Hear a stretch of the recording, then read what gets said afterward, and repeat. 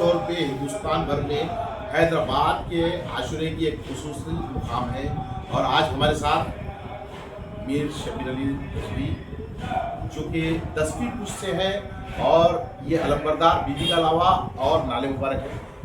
رضوی صاحب، میں آپ سے یہ پوچھنا چاہوں گا کہ خصوصی طور پہ، خاص طور پہ گزشتہ سال جس طریقے سے بی بی کے علم کی سواری کو لے کر کشمکش تھی۔ السلام علیکم، انا للہ و انا الیہ راجعون۔ پہلے میں امام حسین کی تعزیت پیش کرتا ہوں، اور ہمارے خلیل بھائی لاسٹ ٹائم جو کچھ بھی وجوہات پیش آئے تھے، ہاتھی کا تھوڑا سا پرابلم آنے کی وجہ سے کافی سارے نظریں چھوٹ گئی تھی۔ حالانکہ کوشش تو یہ تھی کہ زیادہ سے زیادہ نظر لی جائے، لیکن کچھ وجوہات تھی، چھوٹ گئی تھی۔ ہماری علمبردار بحیثیت علمبردار ہماری یہی وہ رہتی ہے کہ کسی کوئی نظر چھوٹے نہ، ہر نظر اور ہر نظر چڑھانے والی کی نیت بی بی فاطمہ زہرا سلام اللہ علیہ کے دربار میں پوری ہے۔ آپ دیکھیے 1 بجے بی بی کا علم یہاں سے برآمد ہو کے کمان پر سے ہاتھی پہ سوار ہوتے ہیں وہاں سے۔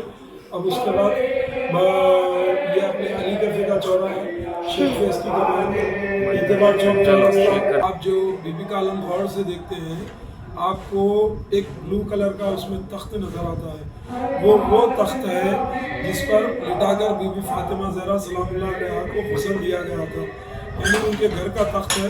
وہ تخت استعمال کیا جاتا تھا جو کہ کھجور کے لکڑی کا ہے۔ اس کا اپنے آپ میں موجودہ یہ ہے کہ وہ کھجور کی لکڑی کا تخت 1400 سال سے آج بھی دائم و قائم ہے۔ آپ لوگ چاہے تو معلوم کر سکتے ہیں کہ کھجور کی لکڑی کی لائف ہوتی ہی 50 سے 60 ایئرس ہے، لیکن آج بھی وہ لکڑی اسی طرح سے محفوظ ہے۔ اس طریقے سے خاص طور پہ اب یہ سیاست کے لیے یا اس کی نمائندگی کے لیے تو گزشتہ سال بہت سارے باتیں اٹھ رہی تھیں، بس اس بار جو محرم شروع ہونے سے پہلے ہی علم مبارک کی سواری آ گئی، اس میں آپ کی کیا رائے ہے؟ دیکھیے آپ ایک بہت بڑا موضوع چھیڑ رہے ہیں خلیل بھائی۔ دیکھیے آپ 2018 تک بی بی کا علم اپنی ذاتی سواری پہ نکلا۔ جو بھی ہاتھی ہوا کرتا تھا وہ خود بی بی کے علم کا ذاتی ہاتھی نظام ٹرسٹ کا ہوا کرتا تھا۔ 2018 میں کچھ قانونی وجوہات کی وجہ سے جو بی بی کے علم کا ذاتی ہاتھی رجنی تھا وہ رک گیا، تو 2019 میں پہلی بار کرائے کا ہاتھی لایا گیا۔ اس کے لیے ہمارے مرزا ریاض الحسن افندی صاحب پہلی بار MLC بنے تھے۔ انہوں نے ہمارے MP جناب بیرسٹر رسول الدین اویسی صاحب نے نمائندگی کر کے، کیونکہ وقت فراہم نہیں تھا، 2018 تک بی بی کا علم اپنے ذاتی ہاتھی پر نکلا۔ 2019 سے اب یہ 2026 تک یہ کرائے کے ہاتھی کا سلسلہ ہے۔ یہ سب انتظامات HELD نظام ٹرسٹ کی طرف سے ہوتے ہیں۔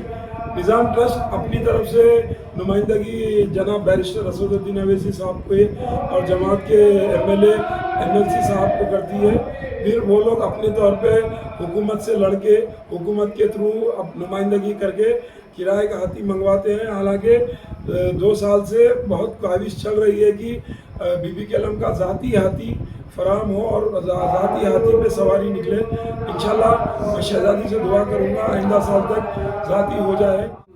حرکت میں آتے ہوئے محرم شروع ہونے سے پہلے ہی سواری کا انتظام ہو اس سال دیکھیے آپ، اس سال اس کا بڑا رول ہے۔ نظام ٹرسٹ نے بر وقت 2 مہینے پہلے ہی بیرسٹر رسول الدین اویسی صاحب ہمارے قائد اور مرزا ریاض الحسن افندی ان سے نمائندگی کر کے جلد سے جلد ہاتھی کا پوائنٹ آؤٹ کیا۔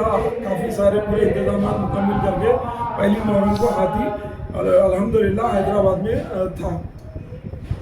شبیر صاحب، ہمارے دیکھنے والے ناظرین کو آپ کیا پیغام دیں گے، خاص طور پہ اس عاشورے کو اور ایام اضحیٰ کا جو حیدرآباد کا منظر کشی ہے، اس پہ آپ خاص طور ہمارے دیکھنے والے ناظرین کو کس طرح؟ دیکھیے آپ، یہ ایک بہت خاص اور احتراماً چیز ہے۔ یہ جب سواری جو تبرک اپنے اندر بسائے ہوئے جب نکلتی ہے، جس جگہ سے جاتی ہے، جو وہاں نذرانہ عقیدت پیش کرتے ہیں، ان کی ساری آفات و بلایات دور ہوتی ہے۔ اس کے لیے آپ لوگوں کو خلوص اور اپنی نظر سے اس کی دعا کیجیے اور انشاءاللہ آپ لوگ اس سے فراہم ہوں گے.